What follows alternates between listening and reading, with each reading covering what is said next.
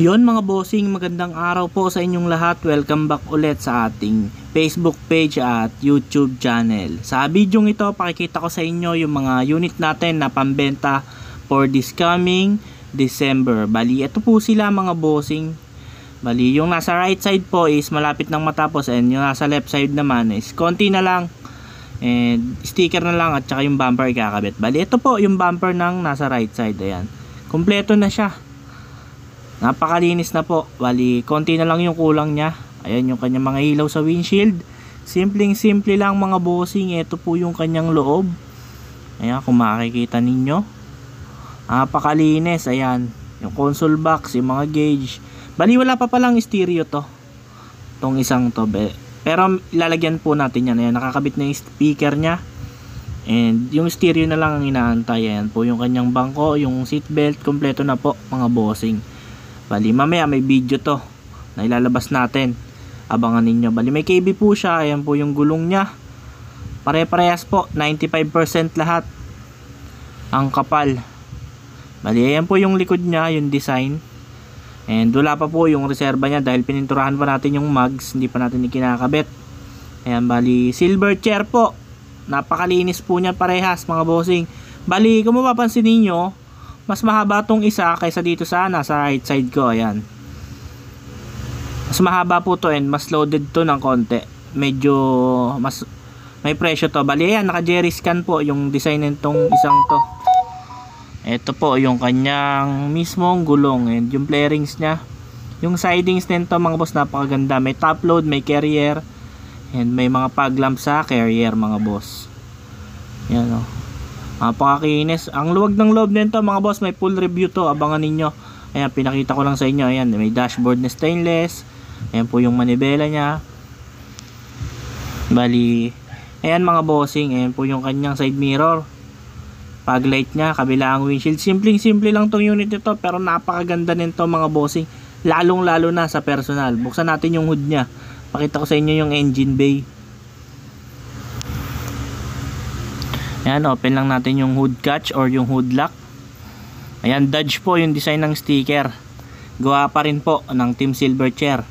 Ayan po, sa makina niya po, ang makina po pala nito is Toyota 4K 5-speed ang transmission, 4K ang engine. Tapos na po ang kanyang engine bay pinturahan. Ang kulang na lang is yung air cleaner niya. Ayan, kung makikita ninyo, napakalinis, simpleng-simple lang. Ayan, pati wiring po nito mga boss, bago. Ayan, kung makikita nyo naman, sa pulido pa lang po ng gawaan ng owner type Jeep. Ayan, talaga naman po hindi tayo magpapahuli dyan. Ayan, shoutout po sa mga basher natin at sa mga mahilig mamuna ng mga ginagawa namin. Wala po kayong magagawa kasi ito po yung tinatangkilik ng mga buyer natin. Bali, ayan po yung engine bay. Ayan, napakalinis. Ayan, may pan na rin po siya. Mayroon po siyang busina. Ayan yung pan niya para sa radiator. Ayan yung busina niya. Kompletong kompleto na po mga boss. Air cleaner lang ang kulang, reserva at saka stereo mga bossing. Ayan po. And dito naman tayo sa kabila mga boss. Ang kulang nito is bumper. Kung mapapansin ninyo. And pakikita ko din sa inyo. Ito naman yung laman naman ng engine bay nito is loaded. Ayan, kung mapapansin ninyo. Ayan, open natin.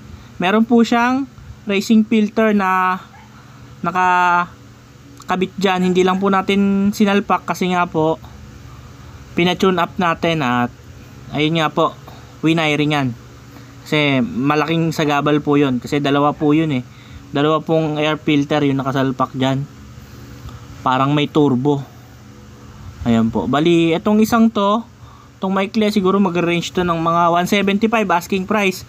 Ang makina niya po is Toyota 4K engine, tapos 5-speed din po yung transmission niya. Parehas po silang 4K 5-speed. Bali, ayan po yung bumper niya. Hindi rin nakakabit kasi nga po niretouch yung pintura. Ayan po yung bumper niya. Hindi lang din po nakakabit. Ayan, niretouch po yung pintura niya. Ayan, kung mapapansin nyo, napakalinis mga bossing. And balik po tayo dito sa kabila mga boss. Ayan, dito naman sa kabila siguro ang magra-range yung presyo nito mga 260, 250 po. Ayan, napakalinis. Ayan, sa mga interesado, tawag po kayo sa number na nasa screen. Ipipin ko rin po dito yung Facebook page namin. Ayan, tawag lang po kayo. Ayan, sa mga ibang katanungan, ayan po yung Facebook page namin. Bali yun lamang po mga bossing, in-update ko kayo. May full review po to parehas. Ayan, pwede nyo na po i-reserve. So ayun lamang po mga boss. Ayan yung dalawang unit natin, napakalinis parehas. Ayan. Maraming salamat po sa inyong lahat sa patuloy na panonood sa ating munting YouTube channel. Bali ito po yung video nung nilabas natin. Ayan siya, napakalinis mga boss. Ganda ng tindig. Talagang lowered po siya na baggy type. Talagang yung disenyo niya, hindi po yung mga pangkaraniwan na owner type jeep na simpleng-simple lang. Ito po yung dating po nito, ibang-iba. Kasi po kung mapapansin niyo sa design pa lang po, yan talaga namang malinis na malinis ang pagkakadali ng isang unit na ito. Bali yun lamang po mga bossing.